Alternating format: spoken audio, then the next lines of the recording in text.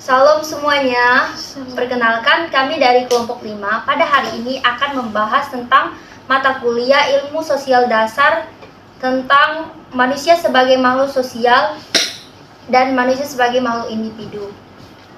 Sebelumnya itu kami akan memperkenalkan diri kami masing-masing. Perkenalkan, nama saya Francisca Lucy, saya sebagai moderator, dan perkenalan selanjutnya dari sebelah sini. Perkenalkan, nama saya Arya Satrio sebagai pemateri 1. Perkenalkan, nama saya Linda Piternila Nipah sebagai pemateri.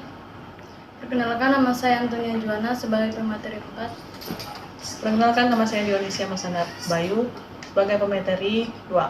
Perkenalkan, nama saya Sinta Jordianti sebagai pemateri 3. Baiklah, kami akan melanjutkan ke pemateri pertama.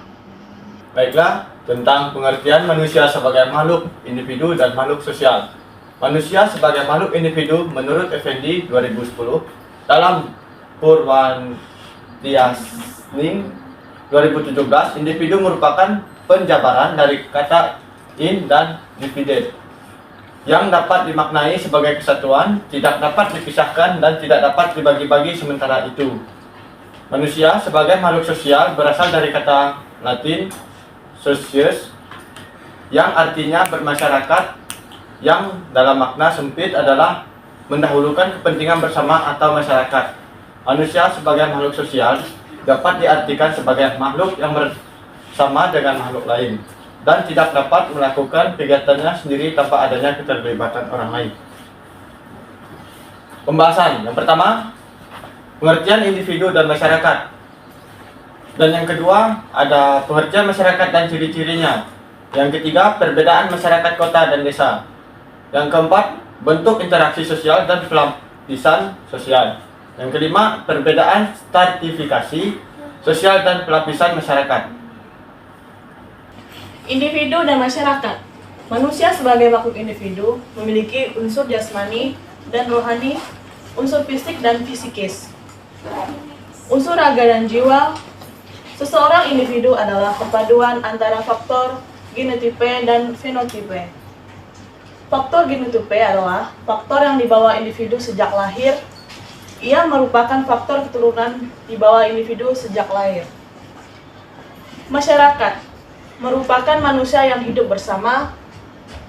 Hidup dapat diartikan sama dengan hidup dalam suatu ketatanan, pergaulan dan keadaan ini akan tercipta apabila manusia melakukan hubungan.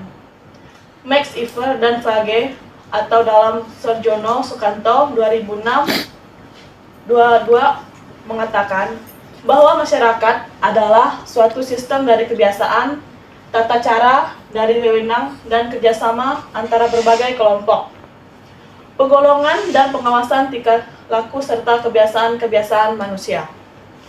Di sini juga ada pengertian masyarakat dan ciri-cirinya.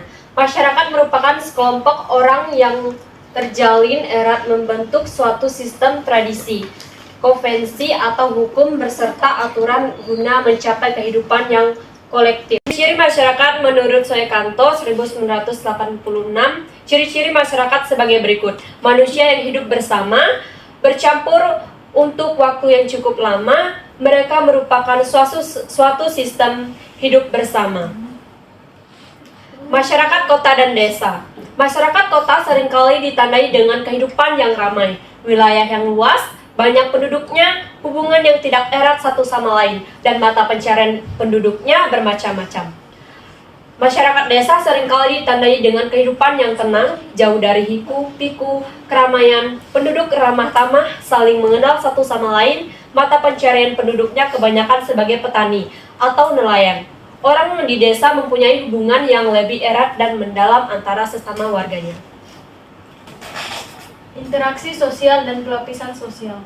Menurut Bonner, interaksi sosial adalah hubungan antara dua individu atau lebih, di mana kelakuan individu yang satu mempengaruhi, mengubah, atau memperbaiki kekuatan.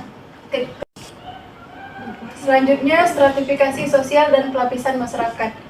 Stratifikasi sosial merupakan suatu proses terjadinya pelapisan sosial di dalam masyarakat yang terwujud dalam kelas-kelas, kasta-kasta sosial, atau apapun sebutannya. Secara etimologis, Secara terminologi, stratifikasi sosial adalah merujuk kepada pembagian orang ke dalam tingkatan atau strata yang dapat dipandang berbentuk secara vertikal seperti lapisan bumi yang tersusun di atas, di tengah, dan di bawah. Stratifikasi sosial atau lapisan sosial pada dasarnya berbicara tentang penguasaan sumber-sumber sosial. Sumber sosial adalah segala sesuatu yang oleh masyarakat dipandang sebagai sesuatu yang berharga, namun terbatas dalam jumlah sehingga memperolehnya diperlukan usaha-usaha tertentu. Bentuk pelapisan dalam masyarakat bermacam-macam dan pelapisan ini bersifat permanen atau akan tetap ada. Oke, jadi kesimpulan dari pembahasan semuanya itu adalah manusia adalah makhluk individu dan juga makhluk sosial. Secara individu, ia mempunyai kemauan dan kehendak yang mendorongnya berbuat dan bertindak. Dari apa yang diperbuatnya dan dari sikap hidupnya, orang dapat mengetahui pribadi. Sebagai makhluk sosial, dapat diartikan sebagai makhluk yang bersama dengan manusia lain dan tidak dapat melakukan kegiatannya sendiri tanpa adanya keterlibatan orang lain. Dapat dikatakan manusia tidak terlepas dari lingkungan masyarakat di mana dia hidup dan bersama dan berinteraksi dengan individu yang lain. Jadi itu kesimpulan dari pembahasan kami tentang materi manusia sebagai makhluk individu dan manusia sebagai makhluk sosial. Baik, sekian dari presentasi kami mengenai materi manusia sebagai makhluk individu dan sosial. Mohon maaf jika ada kesalahan dari penyampaian pemateri kami. Terima kasih. Dadah. Shalom.